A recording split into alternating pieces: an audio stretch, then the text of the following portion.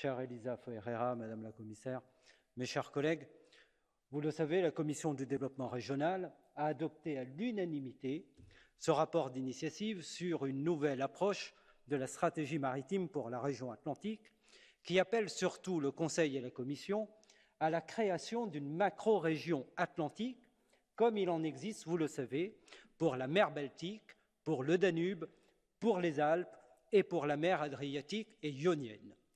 Tout nous y oblige, car l'arc atlantique, forte de nombreux atouts, est aussi devenu l'épicentre de crises multiples. D'abord, la crise du Brexit, qui a frappé tout l'arc atlantique et qui continue de la frapper. Et puis, la crise du Covid-19 et toutes les régions atlantiques sont également très concernées par la crise climatique. Tout ceci crée de très fortes inquiétudes à court, moyen et long terme et ne sera pas non plus sans conséquence, Madame la Commissaire, sur la cohésion économique, sociale et territoriale de l'arc atlantique et des risques d'accélération des tendances au dépeuplement que nous observons déjà. À ces problèmes, nous devons répondre de manière forte, et c'est ce que demandent d'ailleurs les acteurs locaux, les autorités publiques, notamment régionales, la Conférence des régions périphériques et maritimes, qui, je veux le dire, ont fait un travail tout à fait exemplaire. Et nous appelons donc le Conseil européen à répondre à cette attente et à donner mandat à présent pour créer cette macro-région. Et nous attendons de la Commission d'y travailler dès à présent, et il n'y a pas lieu, Madame la Commissaire, de différer.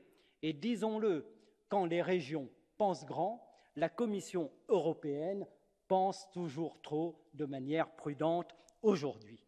Comme en témoigne d'ailleurs le plan d'action pour l'Atlantique, qui, de notre point de vue, manque d'ambition et trop éloigné des potentiels, notamment en raison du manque de fléchage budgétaire, du manque de coordination avec les fonds de coopération et structurels et de la trop grande compétitivité de sa gouvernance. Et ce que la Commission propose est d'ailleurs considéré insuffisant par l'ensemble des acteurs de terrain et par notre Commission régie au Parlement européen. Insuffisant pour le développement industriel et l'emploi, insuffisant pour la pêche durable, insuffisant pour les ports, pour l'économie bleue et pour les objectifs climatiques. L'arc atlantique est la plus grande façade maritime de l'Europe. Et l'Europe, première puissance maritime mondiale, doit penser une stratégie forte pour elle. Vous savez, la civilisation européenne plonge dans ses origines multiples, dans les profondeurs de l'océan Atlantique. Et d'une certaine manière, la Méditerranée a débouché dans l'Atlantique. De la découverte des Amériques à l'ouverture des nouvelles routes maritimes et commerciales, en passant par l'esclavage, la révolution industrielle et la globalisation. Aujourd'hui, l'Atlantique est au cœur et continue de façonner le continent européen.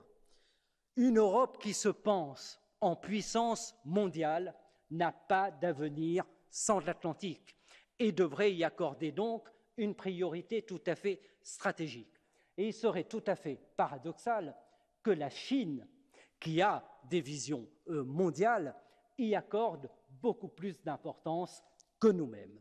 Je veux, pour conclure, évidemment, remercier l'ensemble des membres de la commission Régie qui ont contribué à ce rapport et aussi les commissions Transport et Pêche pour leur étroite et précieuse collaboration.